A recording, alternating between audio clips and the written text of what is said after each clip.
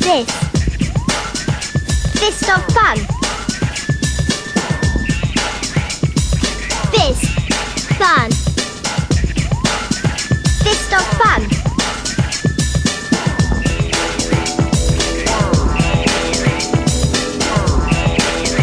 Fist of fun. It's Fist of Fun, and please welcome your hosts, and Stewart Lee. I'm Stewart Lee. There's loads of plates in here. Plates. You know, where's Rich? On a shelf or something. I'm Stewart Lee. And I'm called Richard Herring. Hey!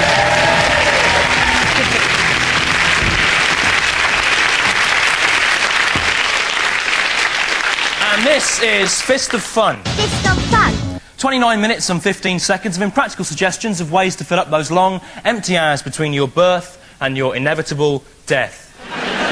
What's the matter? It's you, isn't it? Stewart Lee, off of the telly. I saw you on the telly last Tuesday. Rich, you've seen me in your house every day for the last 9 years. You weren't on the telly then, though, were you? Hello, I'm Stewart Lee. That's your camera. You've confused a thing with another thing. That's what you say, isn't it? You sign your name on my arm. It's not for me, it's for my nephew. You're on the telly now, aren't you? Ah, you recognise me. I'm famous. Did you see our photo in last week's Radio Times? There it is. My mum held it up. She's a teacher. She held it up in her class at Blackford Middle School in Somerset.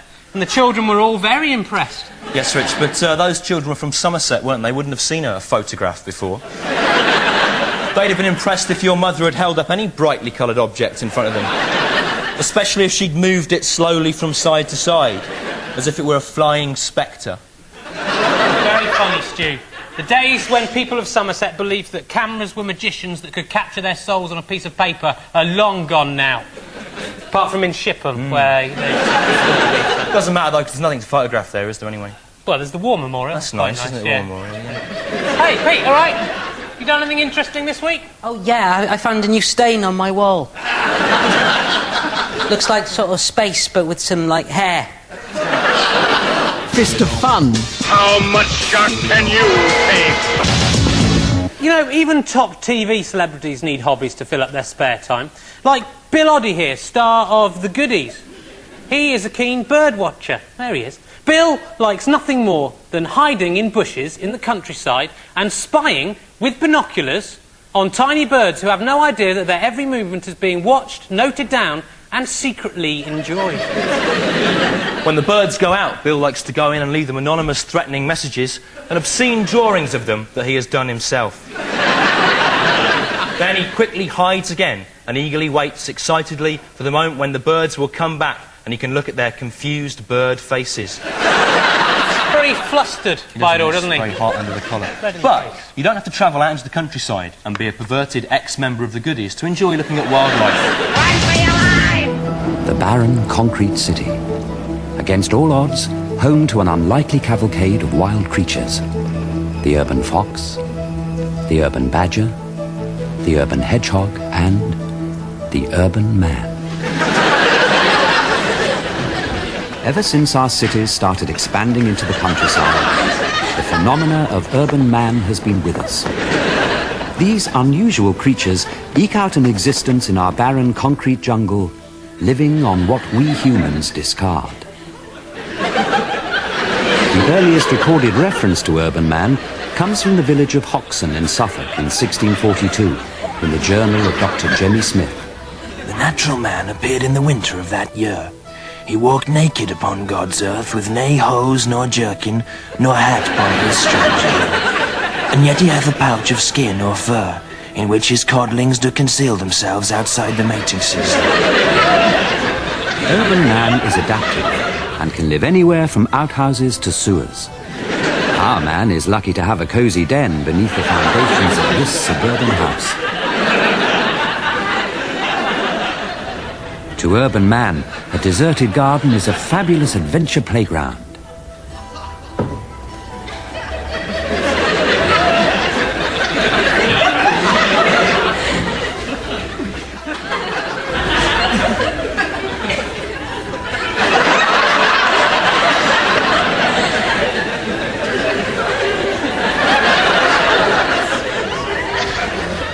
Oh, we love having them in the garden. They're very shy. They come right up to the glass, though. They're cleaner than a lot of people we know, too. Sometimes I put out a saucer of milk, or some lager and some crisps. Oh, but they're very choosy, though. They won't drink Kestrel. Look, yeah, they come now, wanting for the supper. Look. This one's a funny one with a funny little nose. John, Paul, George, and Ringo. Oh, they're John. sweet. Though seemingly carefree, urban man's life is full of hidden dangers.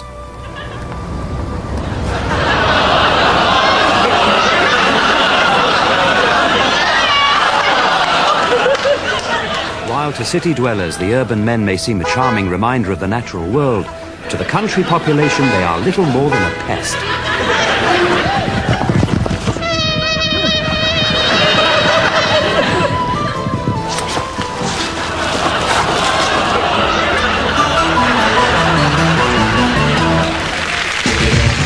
A lot of highly imaginative people, some neurotic, some just plain liars. This week I've been unable to sleep because every time I close my eyes, I'm chased through a maze by giant rats with the faces of all the other comedians on TV.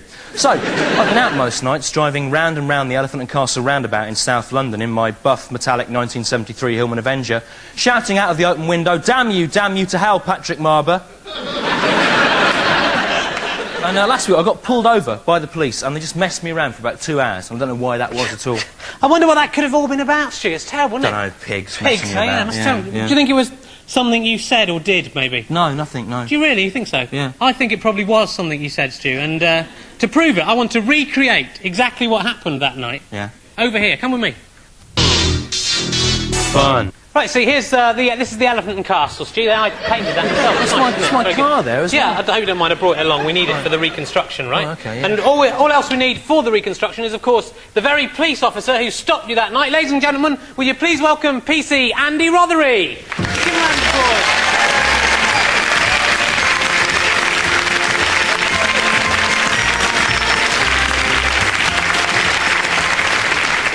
OK, guys, what I want you to do is to recreate the exact conversation you really had. This is a genuine conversation, Stu.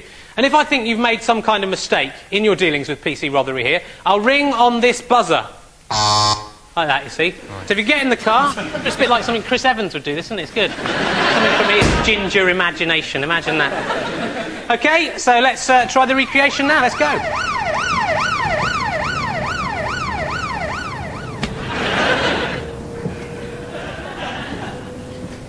Do you mind stepping out the car, please? Yeah, sure. Is this your car, sir? Yeah. Have you been drinking tonight, sir? No. Do you take drugs at all, sir? Yes, I do. Now, can anybody here spot the mistake that Stewart Lee may have made in his dealings with the police there? What would you do if a policeman asked if you took drugs? What would you say? No. See, most people would say no. Would you? What do you think, officer? I would have preferred that, yes. Yeah. Yeah, but I do take drugs, don't I? You know, just the occasional puff on a funny cigarette, admittedly, Mum.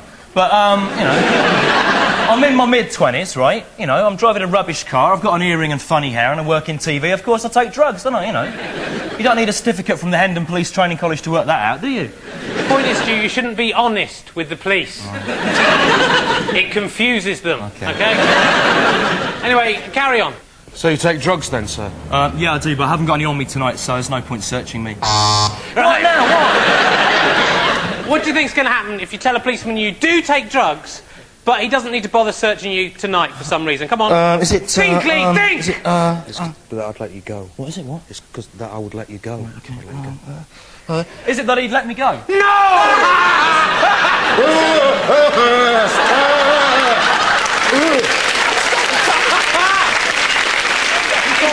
He's going to have to search you now, isn't he? Obviously, you idiot. Sorry, carry on.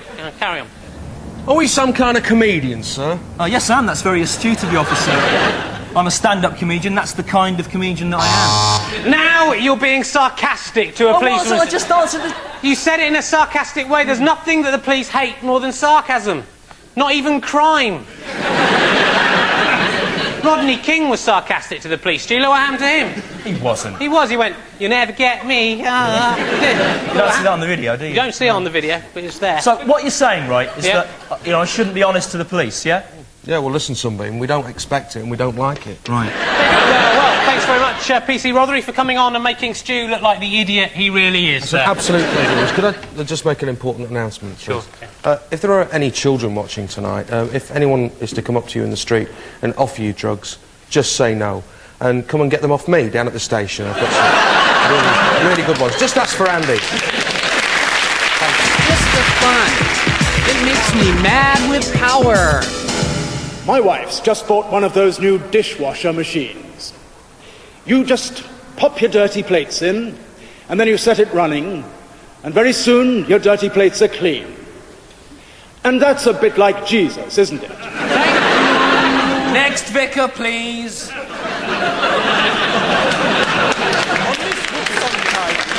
I am reminded of the words of St. Simon the Appellate. Thank you. We'll let you know. Thank you. People often say to me, Father, God does not exist. But I say unto them, ah, no, but he does. Thank you. He really does exist, you see. He is as real as the day. Thank you. Leave now, please. Terry. He's very good. He is... No, thank you. Hold. Thank you. When we witness a tragedy, such as has occurred in Shrewsbury this weekend, we as Christians look unto the heavens and cry, how could you let this happen, O God? I thought you loved us and created us to do your work. I think we've found our vicar. Through tragedy, that we can become closer to our God. Today has been a good day.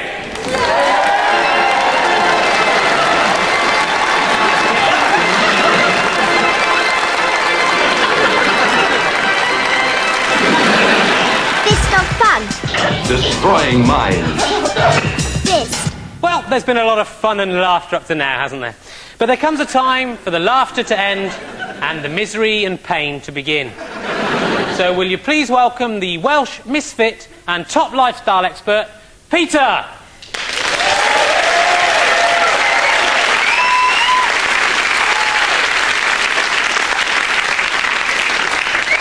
Oh, hello there. I'm Peter again.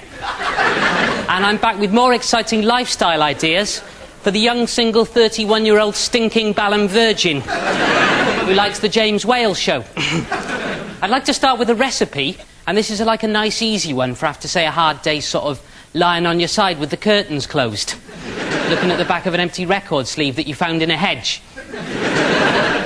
And you're too tired to do anything complicated like toast. Well, what you do with this is you get a bag of Twiglets and open them. Little hint here, try to have your nose really close up to the bag when you do this, because they always give off a nice sort of burp.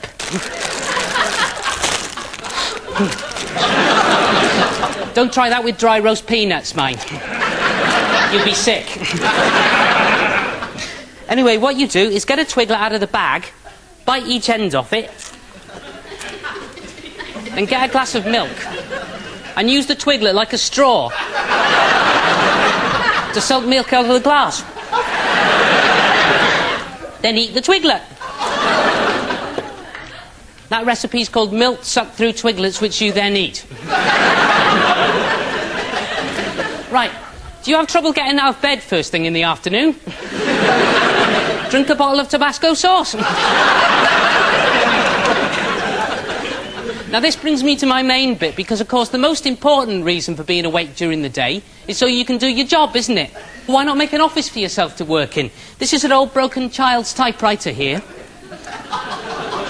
You can get these from the Cancer Research Shop in Balham High Road last July. What you do is stick a bit of string to the back of the typewriter and push the other end in the back of the telly. Put it to CFAX. Word processor.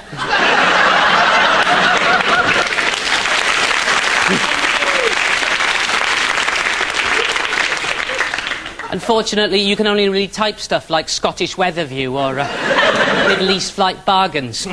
However, if you want to print stuff up, what I usually do is get a bit of paper and copy the words off the screen.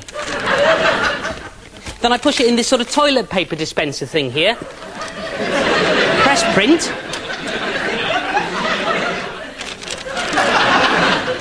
Scottish weather view. Right, I'd like to finish with a delicious alcohol recipe, and this is for a special occasion, such as you've been outside.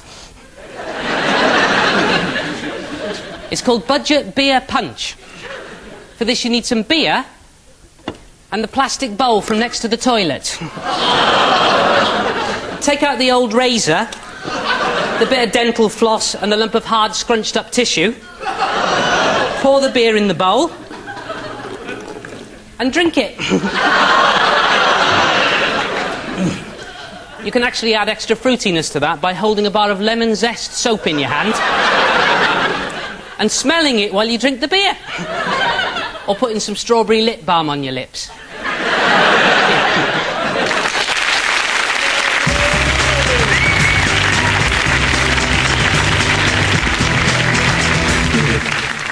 And thanks for all the amusing and strange and odd things and items that you've sent in. So please come with us as we pay this week's visit to the gallery. This is a picture of Queen guitarist Brian May, and it's made entirely out of sweets. What do you think Brian May's thinking about there, Rich? I think he's thinking about what Anita Dobson's going to make him for his tea tonight. Could be. It's Bill Oddie there, the bird fancier. This is a leaflet for Barometer World, which is a tourist attraction you might like to visit. It's in Merton, in the West Country, unsurprisingly. And it says here, normally 1 or 2 cars can be parked in front of the showroom entrance. So don't all rush at once, then. And Emma sent us this dirt-covered, scratched photo, which she found on the floor in Wales. And if this is yours, write in, and we'll send it back to you. You're like the modern-day bagpuss, you are. I am, yeah. I like their little Welsh hats they've got there, though. I dislike those, actually. And this is David Attenborough from Off of the Telly. And look, he's standing beneath a Timothy Spall tree. That's Timothy Spall's face. Which continent do you think that tree would grow in, Rich? I think that would grow in the continent we call imagination. Do keep sending your stuff in, though, as well as all the religious, mad and threatening stuff you send in unsolicited all the time. And the best and worst of those will be displayed here in the gallery. And everyone who gets their thing showed will be the proud owner of an I Like Fist of Fun badge. It's fun! You've got so many Easter eggs this year, Rich, I can't believe it. Yeah, it's great. I just told the woman who works on the show we need them for an important joke. And look, hoopla hooray, here they are. It's great, isn't it? You know, some people say chocolate's a substitute for sex, Stu. I disagree. For me, sex is just a way to take my mind off chocolate. For a couple of seconds, you know, and then back into it again. But, you know, it's important to remember, you know, Easter isn't just a time for eating far too much chocolate, Stu. It is mainly that, but it's also a time to celebrate the sacrifice of Jesus, which is why it would be selfish of me to eat all these Easter eggs myself. And that is why I'm going to give this one here to someone who maybe deserves it a bit more. Maybe they're a bit sad, lonely, they don't have any friends of their own, you know, to give them an Easter egg. What do you think, Pete? Would that be a good idea? Yeah, has you got buttons? Yeah, they're your favourite, aren't they? Oh, yeah, thank you very much. That's why I'm going to give it to this old lady in the audience over here. Here we go. There you are, that's for you. Oh, thank you.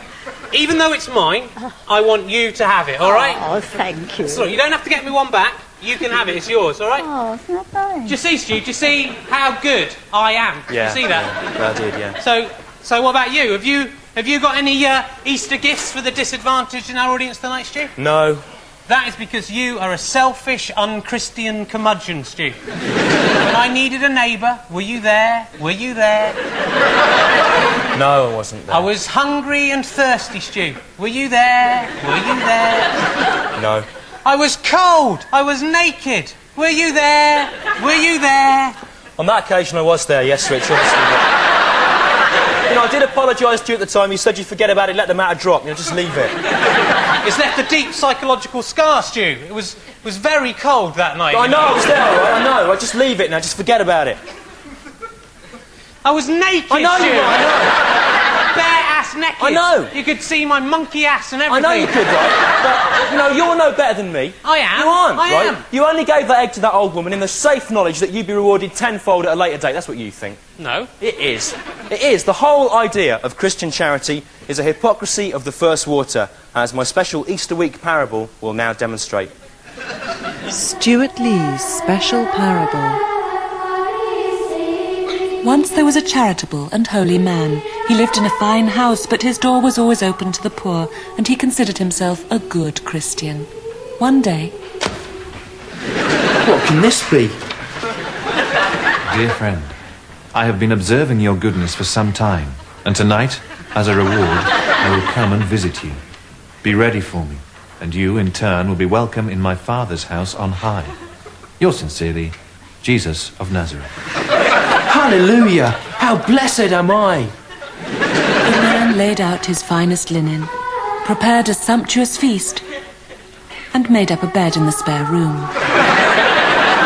At 7 o'clock exactly, there came a knock at the door. Ah, that'll be Jesus! Help me! I'm an old bent woman, old and bent, and I need a place to rest my old bent body. Look, normally I'd welcome in even the oldest and bentest bent old woman. But tonight I'm expecting a very important guest. I'm sorry. Ah, the Holy Lamb at last! Oh, hello, G. Sorry to trouble you. I'm a small, bald man, and my hairless head offers little protection against the freezing night. I'm sorry. Normally you'd be welcome into my house, and I'd offer you milk and a choice from my excellent selection of wigs. Ooh. But tonight I'm expecting a very special guest, and sheer practicality dictates that numbers must be limited. And he shut the door in the bald man's shivering face. Hello, I'm a menstruating woman. I'm shunned from my village due to religious laws. Could I...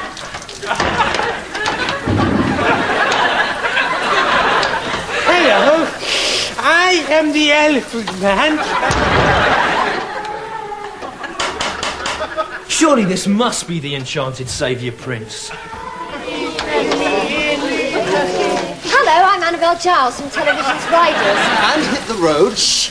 And these are some of my unfortunate friends. We're cold and hungry. Will you please let us in? I'm sorry, Annabelle, but tonight I'm expecting a visitor of splendour, and I cannot allow you to enter.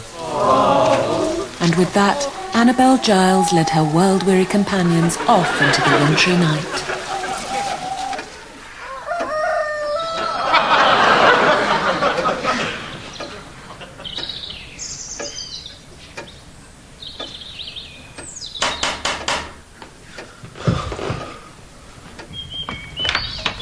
Jesus! Yes.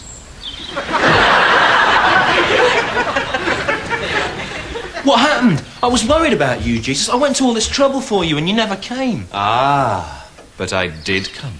Well, you didn't. I'm telling you, I was in all night. Ah, but I did. You did not recognize me when I called. Remember the old bent woman? That was me. Ah. What? And the bald man?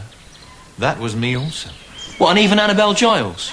No, that was actually Annabelle Giles. Help him. Annabelle does a lot of work for the disenfranchised. What was the point of all that?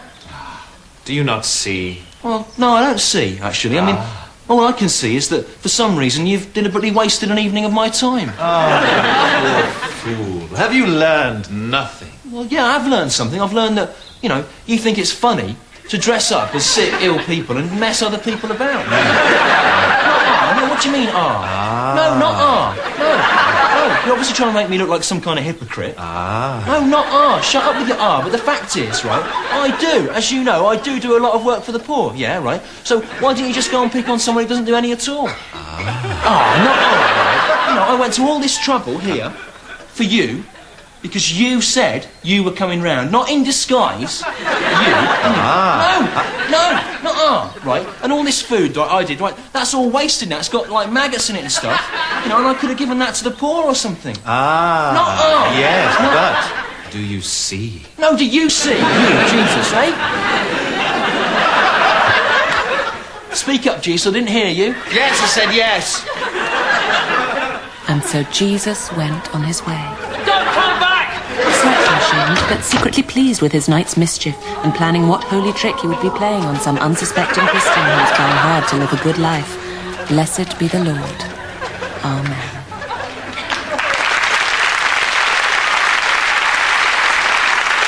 Bit of a personal view of that parable. That bloke looked a bit like you in it, I thought. Yeah, it was. It was funny, though, wasn't it? Well, I wonder if you'll be laughing so hard when you're burning in the fiery lakes of hell with devils pouring napalm on your nose. Well, I won't be laughing so hard, Rich, but I will still be laughing a bit. You'll see an amazing succession of staggering scenes. Well, that's just about the end of this week's show. Have you enjoyed being on the old Idiot's Lantern again this week, Stu? Well, not really, no, Rich. I mean, showbiz and TV may look very glamorous to ignorant outsiders, but the fact is that being a stand-up comedian is the loneliest job in the world. No, it isn't. What about a lighthouse keeper or Terry Waite when he was working as a hostage in Beirut? No, that's not as lonely as this. Being a comedian is as lonely as a cloud. Right. I think, Stu, what you've done there is you've confused being on your own, right, alone, with being with hundreds of other people all hanging on your every word, haven't you? Yeah, I have, yeah. The loneliest job in the world was believed to have been this one. John Tracy, who Mr. Tracy sent into outer space to monitor all Earth's broadcasts, because that couldn't be done from Earth, obviously, for some reason. But in fact, the loneliest job belonged to John's deformed brother, Ian Tracy, who the family kept hidden from the world in a locked cupboard under the stairs, or Thunderbird 11, as Ian was told it was called.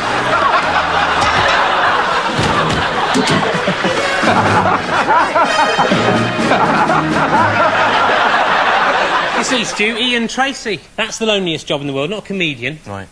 But comedy's great for meeting people, especially girls, because comedy, Stu, is a bitch magnet.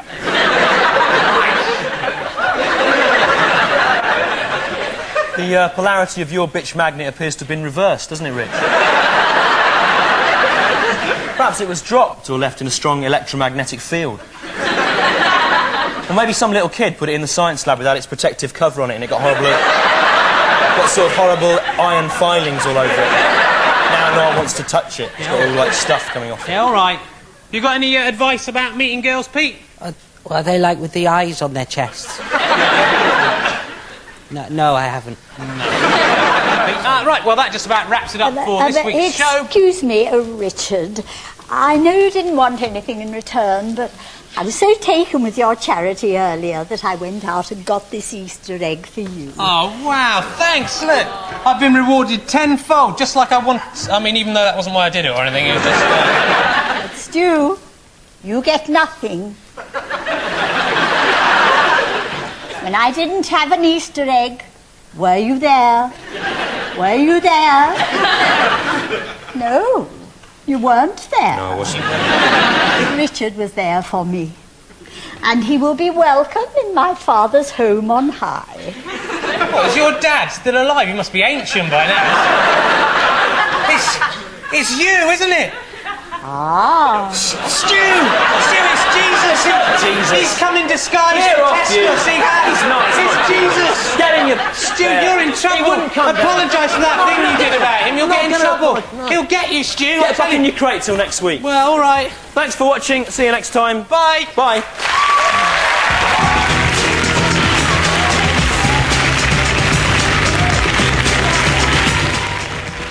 The latest moves from Championship Snooker, next on BBC Two.